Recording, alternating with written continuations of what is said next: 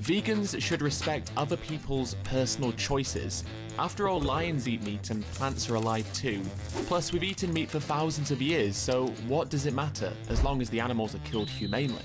These are a selection of some of the most common arguments that people use against vegans, and they were the arguments that I used to use myself. But do they actually hold up?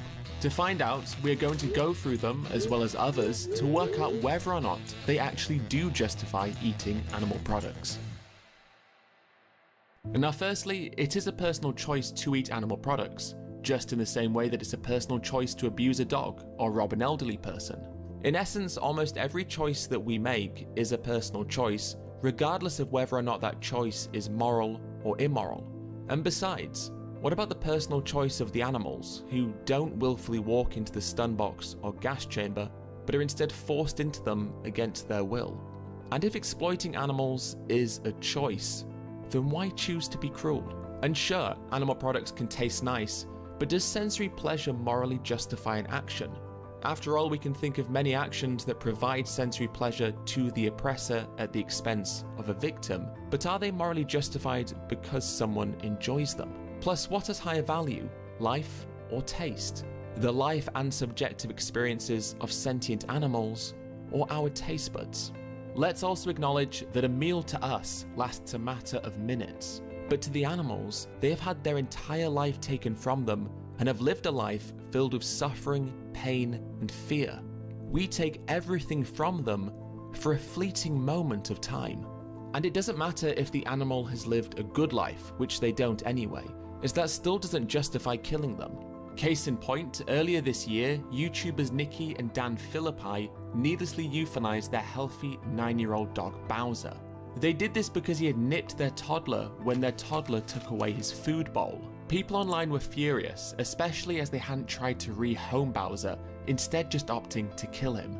But Bowser's story epitomizes the happy animal who lived a good life. But this still didn't dampen the reaction of people online who called the YouTubers murderers. You betrayed that dog that loved you, and you killed him. I cannot express how disgusted I am. Not to mention that Bowser's death was significantly more humane than any death that has ever occurred in a slaughterhouse. But that aside, Bowser's death wasn't objectively humane because he didn't need to or want to die. The same is true of farmed animals as well. Their lives are taken from them needlessly and against their will. Furthermore, synonyms for the word humane include compassionate, benevolent, and kind. So is needlessly cutting the throat of an animal compassionate? Or is needlessly killing animals in gas chambers benevolent? Fundamentally, is needlessly killing someone else kind?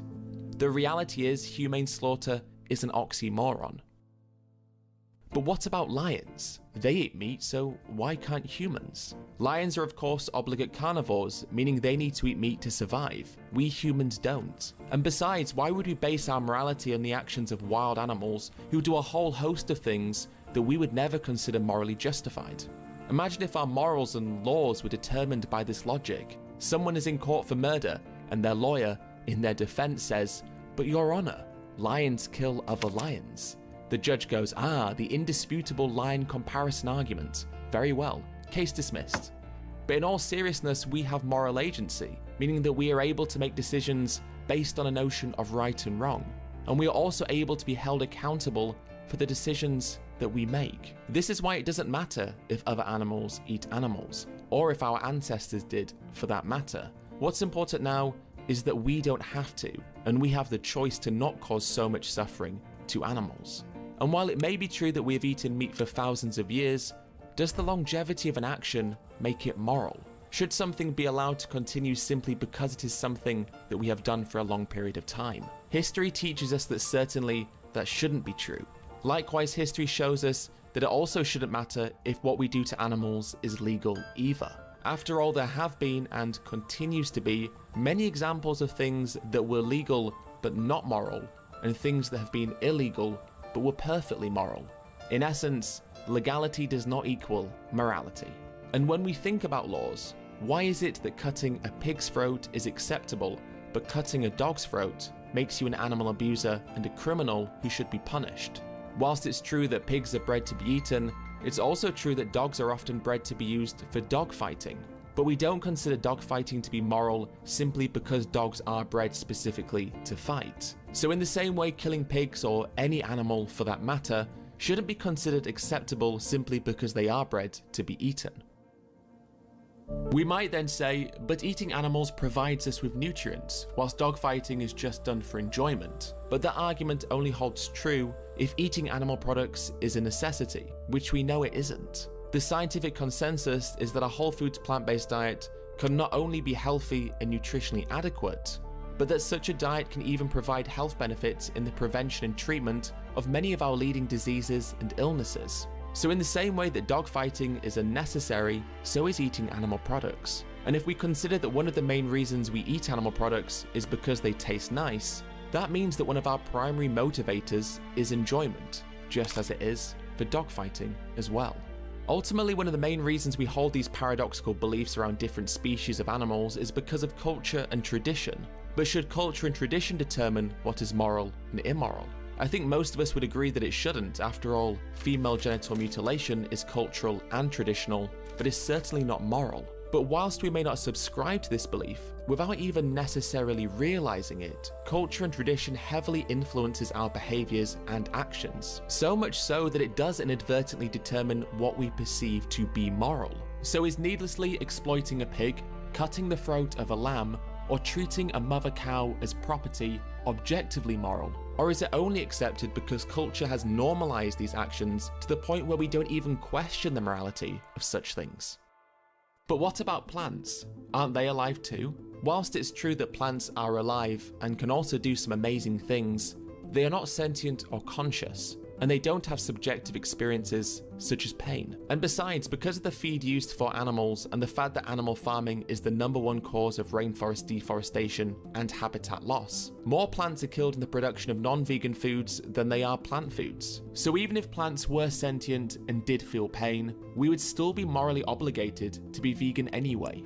And imagine this, if you were driving down the road and a dog ran out in front of your car, would you swerve onto a bed of roses to save the life of the dog? Or if your house was on fire and a firefighter rushed in to save your dog whilst you waited outside, how would you feel if the firefighter came rushing back out carrying your aloe vera plant? And then imagine if you asked, why didn't you save my dog? And they responded, plants have life too, you know? Plus, the argument is often made that because we are more intelligent than other animals, that gives us the right to eat them. After all, we are top of the food chain. But should intelligence define the worth of someone's life? Whilst it's fairly obvious it shouldn't, even if we did believe so, we would still be vegan anyway, as plants are the least intelligent form of edible life. And even if we are the most dominant species and top of the food chain, just because we can do something doesn't mean that we should. The food chain argument is in essence an appeal to the philosophy that might makes right. The idea that because we can physically do something, we are therefore justified to do so. However, this isn't something we actually believe. Plus, we should definitely hope that we don't one day encounter a more advanced extraterrestrial being that looks upon us the same way that we look upon pigs and chickens. I imagine we would quickly change our views about the food chain if it was our bodies being exploited. The same is true even if we are omnivores as well. Just because we can physically digest animal products does not make it moral to do so. We can also eat dogs, cats, whales, sharks and dolphins, but we don't justify doing so by saying we are omnivores at the top of the food chain.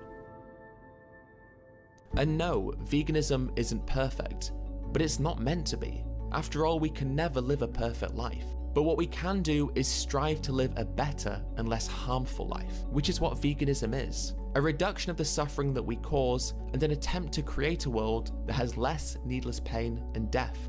And veganism isn't about valuing non-human animals over humans or saying that there are not any human injustices that still need addressing. After all, human rights and animal rights are not mutually exclusive. We can work to create both simultaneously. Veganism is simply about recognizing that non-human animals are individuals whose lives are important to them and who deserve moral consideration from us.